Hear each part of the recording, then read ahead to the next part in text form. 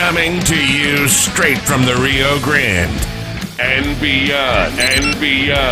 Broadcasting to the four corners of the globe. So grab your seat, your coffee, or your sundowner. Okay, everybody, here we go. On point, as always. This is Gloves Off. Gloves Off. Back at you in Gloves Off. I'm Professor Buitrón, and here I have a great boxer, a great coach, Coach Mendoca from Canada. How are we doing today, Coach? You doing good? We're well, man. We're doing real good. Thank you for asking. Number one, I've seen your work. I've seen what you've done. It's great work, and I commend you for that because it takes, how can I say, it takes a special individual to continue in the game. Well, I thank you for those kind words. I'm very humbled by it from somebody like you that, knows boxing. I thank you so much. No, thank you, because number one, a lot of people look down, they kind of look down towards our sport, but they're the first ones that are buying pay-per-view. You know what I'm saying? Sure, there's a lot of couch coaches for sure. But and what happens is we deal with a lot of kids, and I know you do as well. And you put them on a straight path on many of them. Without boxing, without a lot of these martial arts, if you want to put it that way, a lot of these kids wouldn't have a direction. They have parents at the houses, but sometimes they're lost in direction.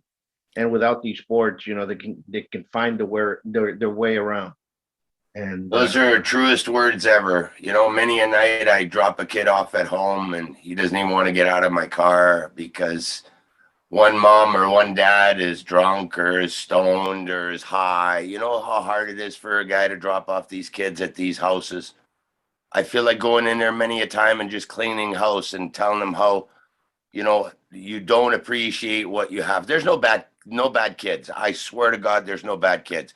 There's bad situations, there's bad circumstances, but you get to the bottom of these kids, they're good kids. They're great kids. Some of them will not be world beaters, but they will grow up to be meaningful men or ladies in the society and not have to sell dope for a living or be gangbangers. To me, I just change one person, one life at a time, and it's a payday that's, tax deductible forever. Absolutely. I feel you, and I commend you. And we need more support with that. And what the sad part is, within the last 2 years, due to this pandemic, a lot of these old clubs and schools are no longer around. So more power to those that are still alive and kicking. We're here for a reason. That's the way I look at it, because it basically shut down everything. And it shut down a lot of schools. In Texas, there's schools that were around for 40 years, no longer around. I understand that. Like when I was in the height of the pandemic, when I was still trying to just keep my pros going at least and the paid sparring partners going, I made it as a job. I took it as a job. These people were not sick. They were able to do a job, but society itself has become, it felt like I was doing something very illegal, such as running a boxing club. I felt like I was, peddling hookers or some heavy drugs that I had to hide. We were just doing the normal things of trying to stay alive, man. These people need this for their mental state has, they have so much on their plate. I do classes for doctors and some nurses. They're going through some hell, man. Those people, they tell me exactly, they don't want to fight, but the actual training that they go through lets them be able to take care of us sick people when they get sick. You know what I mean? So boxing is a huge tool, man. Not a lot of people will believe this, but in my heart, I have and will continue to. Absolutely. And it is a huge tool. Let me put it to you this way. When was the first time you said, you know what, this is something that I want to do? Let's go back to that day. Well, it was on my own thing. It was 1979, probably. This is something that I got to figure out and I want to do. And I thought, like I started myself in kickboxing. Sure. And then it transitioned from the actual karate to the kickboxing. And then we had some good boxing coaches come in there and teach us some hands.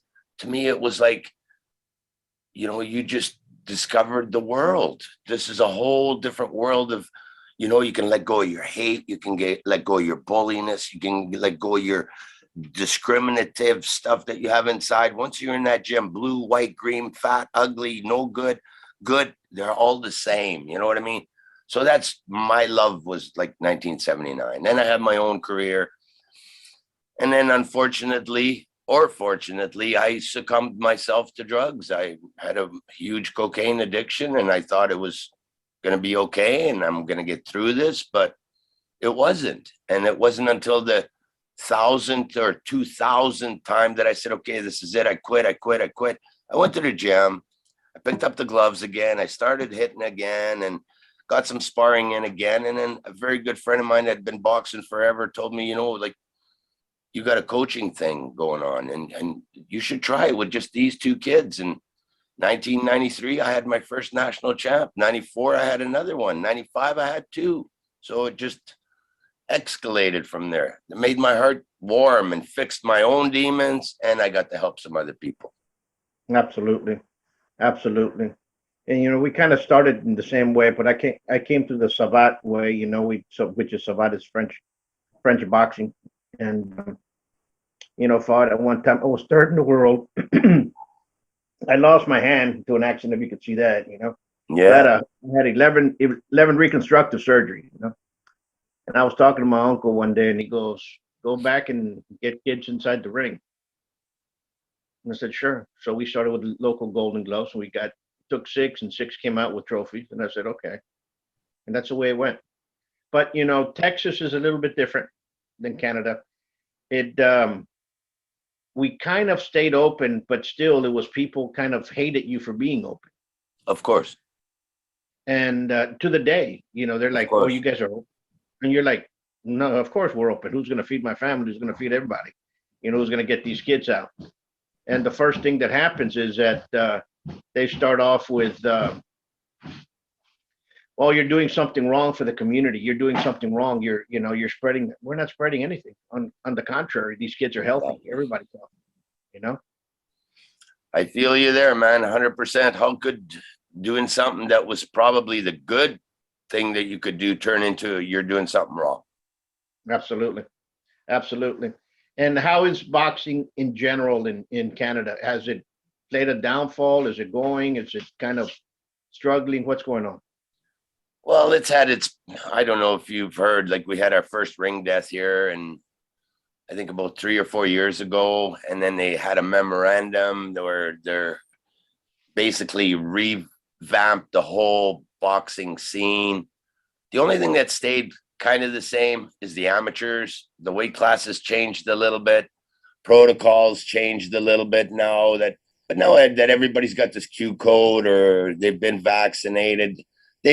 The amateurs are going full blast. That's a very good thing, but the pros, not so much. Everybody's really, really scared because if they close this down again and you're halfway into a show, you could be 20 to 50K deep into the show and then they close you down. No insurance will give you any business interruption insurance. So that's where we're at a standstill. And you're absolutely correct. And I think that's a problem with a lot of athletes. And here I have not. I've seen the pictures of Savate in Europe, what they're coming over and what they've sent me, and it's just looks like it's just the coaches, the fighters, the officials, and a couple of bystanders looking at what used to be filled out stadiums, you know, coliseums, and now it's kind of like, you know, sometimes it's like 30 people the most that you see in the photo in the back. You're like, you know, you better start snapping out of that, or else it's going to go under. But you know, there's always a will to keep it alive. Well, the way that we did it this year, and we had a really big year. We have a girl that went to the United States to fight another Canadian girl, just outside of Chicago, actually in Iowa, and they fought for our Canadian belt in the United States. You know what I mean? That's unheard of. That only happened one time before, and that was in Niagara Falls. That's never happened. And then 2 times, now we have to go to the States again to fight for the WIBA, which we won. But Why can't we have something here? I don't understand this. Like an amateur show here, the last one pulled 1,200 people. That's unheard of. Usually you get 400 or 500. That's a massive show, blah, blah, blah. No, we had 1,200 people. So imagine if we got to do a pro show here. But there's no way they're going to let us do it because we are the bad guys. We're going to set up this or set off a chain of reaction that everybody's going to get sick. But you can put 17,000 people watching hockey. You can put 60,000 people watching football, but you can't get no boxing. You see, it is sad. It is sad. I see that, I see that, and here you see the whole community here would look at martial arts in general, the schools, and you'll see you there, and everybody would condemn you because you were open. They were condemning the small businessman. But then all of a sudden, these city council, which run our city, would have like 30 or 40 folks running around cleaning the streets, all grouped together, taking selfies. And they were saying, what you guys are doing is bad, but what we're doing over here, it's for the community. Yeah, we're cleaning up, right? So I look at stuff like that, like, you know what, enough of the charades. I think we have to go back on with our lives. But the problem, when somebody told me this, and it was a lawyer, he says, Paul, the problem is you're teaching people to stand up for themselves. That's what boxing does. That's what Sabat does. What martial arts does. It teaches people to look up and tell the bully, you know what? Not today. Okay. So when you get folks like that are being trained all over the place, and you get these other individuals that are being scared, you all are going to be the ones that are going to be feared. And I said, yeah, well, that's what's happening. That's what's happening right now. So they're fearing us for teaching our kids to stand up for themselves and know they're, stand up and be good citizens. That's what they're fearing. It's 100%. I take it one step further. Boxing or MMA, I'm not saying it's going to happen, but it's kind of like you sign your life off every single time you fight anyway. Sure. A lot of other sports do that. You sign your life off, your coach signs it off, your mom, your dad. Everybody understands that this could be a very dangerous thing, but yet we sign off on it before COVID, before H1N1, before everything. So already, if we've already signed off on a much bigger could happen, what's this little thing about? You know what I mean? But what are you going to do? That's exactly right. Main thing is just keeping forward and trying to get these kids off the street. That's my main story. That's the main story behind what we do, is trying to get the kids off the street, trying to get them to become free thinkers and to stand up for themselves. Yes, it was very, very bad. I had to literally, I trained a couple cops before in the 90s and late 90s. Then I had to go back to them and say, like, listen, man, my kids ain't coming back to the gym. Like, you guys are going to have to go and see why they're not coming back to the gym. I know they're not supposed to be at the gym, but I don't really care, because what they're doing now is 10 times worse than breaking the law by being together and gathering at a gym. They're gangbanging, they're selling drugs, and pretty soon they're not going to be anywhere near what they were supposed to be. They're going to be in jail. They need lawyer money. They're going to need bail money. They're going to have to tell their mom and dads why their life is now ruined. They can't travel. This is the part that really, really bothers me, is they're taking a big thing. Yes, it's a big thing, but they're doing something that we've been trying to keep these kids on a straight and narrow for 30 plus years. And 1 year, 2 years, it just ruins everything 100%. That's sad. I've always been in inner city, we're not in, as you guys have, the Beverly Hills of boxing. It isn't, man. It's the tough hood.